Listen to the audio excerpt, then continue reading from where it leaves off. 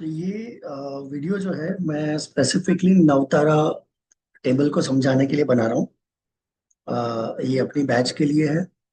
जो लोग जो लोगों को ये कंफ्यूजन है कि कौन सा जन्म तारा से कौन सा तारा एक्टिवेशन करना, रेमेडी कहाँ पे करनी है, 27वें नक्षत्र पे करनी है, दूसरे नक्षत्र पे करनी है, तो ये बहुत ही सिंपल तरीके से मैंने एक समझाने की कोशिश की है।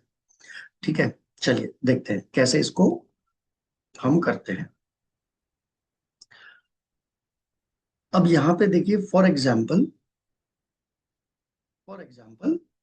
आप इसको मान लीजिए कि मून जो है, यानी जब इंसान, नवतारा का मतलब क्या है, हम जन्म तारा से देखते हैं। ठीक है, 9 तरह के तारे होते हैं। जन्म तारा, संपत तारा, विपत तारा, क्षेमा तारा, प्रत्येरी तारा, साधक तारा, वध तारा, मैत्री और अधिमैत्री। फिर यही साइकिल फिर से रिपीट होती है, तो ऐसे 3 बार साइकिल रिपीट होती है। हर प्लैनेट के पास 3 नक्षत्र होते हैं। 9 प्लैनेट है, इसलिए 9 प्लैनेट के पास 3 3 नक्षत्र, सो 9 3 जा 27। तो ये करके 3 बार साइकिल घूमता है। अब फॉर एग्जाम्पल ये देखिए, यहाँ पे सबसे पहले आप ये देखिए कि तारा कौन सा है ये। मून जो है वो कौन से नक्षत्र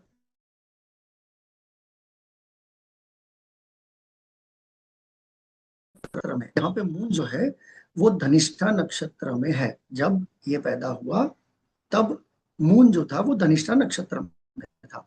तो अब हम क्या करेंगे, हम नंबर वन हम नंबर वन को, जन्म तारे को, हम धनिष्ठा नक्षत्र में यहाँ पे ले आएंगे। ये देखिए, ये मैंने क्या किया, ये मैंने यहाँ पर अलाइन कर दिया। ठीक है, ये मैंने अलाइन कर दिया, 1 2 3 4 ऐसे करके 27। तो 1 नंबर का जन्म नक्षत्र मून जो था आपका धनिष्ठा नक्षत्र में था। तो अब आपके लिए संपत तारा कौन बन गया, शतभिषा। आपके लिए विपत कौन बन गया, पूर्व भाद्रपद। क्षेमा कौन बन गया, उत्तर भाद्रपद। प्रत्येरी कौन बन गया, रेवती। साधक, अश्विनी। वध, भरणी। मैत्री, कृतिका। अधिमैत्री, रोहिणी। ठीक है, फिर वापस जन्म शुरू होता है। अब अगर आपने यहाँ पर एक चीज नोटिस की हो कि हर प्लैनेट हर प्लैनेट में कहीं ना कहीं कोई तारा आ चुका है। तो अब आप सिंपल एक टेबल बना के अपना लिख लीजिए कि जो मून है, अब यहाँ पे मून जो है वो जन्म नहीं आएगा। क्यों? क्योंकि मून आपका धनिष्ठा नक्षत्र में है। तो धनिष्ठा नक्षत्र का लॉर्ड कौन है, मार्स। तो मार्स जो है वो आपका जन्म तारा हो गया। मार्स जो है वो जन्म तारा बन गया। फिर राहु क्या है, राहु संपत बन गया। राहु आपका संपत का लॉर्ड बन गया। विपद का लॉर्ड कौन बन गया, जुपिटर। तो विपद का लॉर्ड बन गया जुपिटर। जुपिटर के बाद सीक्वेंस में आता है शनि। तो शनि क्या है, क्षेमा है। तो शनि आपका क्षेमा बन गया। उसके बाद मर्क्यूरी, तो वो प्रत्येरी है। मर्क्यूरी में आप प्रत्येरी लिख देंगे। मर्क्यूरी में प्रत्येरी तारा। फिर वापस मर्क्यूरी के बाद केतु आता है जो है साधक। तो केतु में आप लिख देंगे साधक तारा। केतु के बाद आता है वीनस। वीनस आपका वध में आता है, तो इसको लिख देंगे वध। वीनस के बाद आता है सन। ये देखिए सीक्वेंस में, देखिए वीनस के बाद सन। सन क्या है, मैत्री है, यानी आपका फ्रेंड है। और मून जो है वो आपका बेस्ट फ्रेंड है, अधिमित्र। अधिमित्र, ये आपके प्लैनेट्स का सीक्वेंसिंग जो है वो इस हिसाब से आएगा कि कौन सा प्लैनेट आपका अधिमित्र है। अब हर प्लैनेट के 3 नक्षत्र हैं। जैसे अब हमें ये तो क्लियर कट पता चल चुका है इस चार्ट से कि मेरा अधिमित्र, मेरा जो बेस्ट फ्रेंड प्लैनेट है वो कौन है, मून है। तो मून के कौन से 3 नक्षत्र हैं, मून का एक रोहिणी है, मून का श्रवण है, और मून का हस्ता है।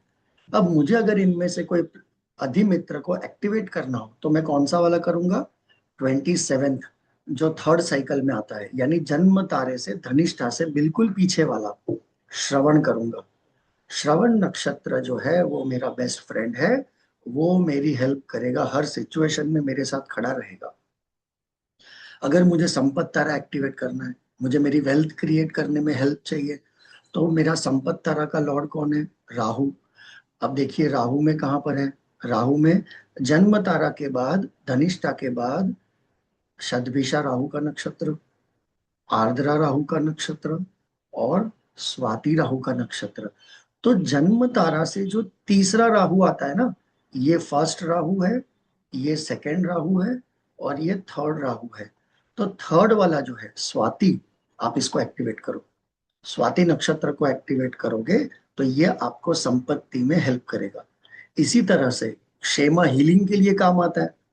तो क्षेमा का भी जो थर्ड क्षेमा आता है, जैसे यहाँ पर आपका क्षेमा फोर्थ वाला क्षेमा है, जन्म तारे से फोर्थ नक्षत्र कौन है? सैटर्न का नक्षत्र। तो ये सैटर्न 1 हो गया, ये सैटर्न 2 हो गया पूषा, और अनुराधा सैटर्न 3 हो गया। तो आप ये वाले क्षेमा की जगह पर आप अनुराधा को एक्टिवेट करो। 22 वाला नक्षत्र, जन्म नक्षत्र से 22 वाला नक्षत्र क्षेमा जो होता है, वो आपको हीलिंग में मदद करेगा, आपकी हीलिंग करेगा, इंटरनली आपको स्ट्रॉन्ग करेगा। तो ये वेरी सिंपल तरीके से मैंने आपको समझाने की कोशिश की है। आई होप कि ये बहुत अच्छी तरह से आपको समझ आ जाएगा। ऑलरेडी मैंने बैच में आपको बताया हुआ है कि प्लैनेट का ये जो भी नक्षत्र है, उस नक्षत्र का प्लांट क्या होता है, तो कौन सा प्लांट आपको लगाना है, बर्ड कौन सा होता है, एनिमल कौन सा होता है, सिंबल कौन सा होता है, कलर कौन सा होता है। बस आप उन सबका कॉम्बिनेशन करके उसकी एनर्जी को यूज करिए और आप उससे आप अपनी हेल्प ले सकते हैं। आई होप क्लियर है, और अब आप इससे अच्छी तरह से रेमेडी कर पाओगे।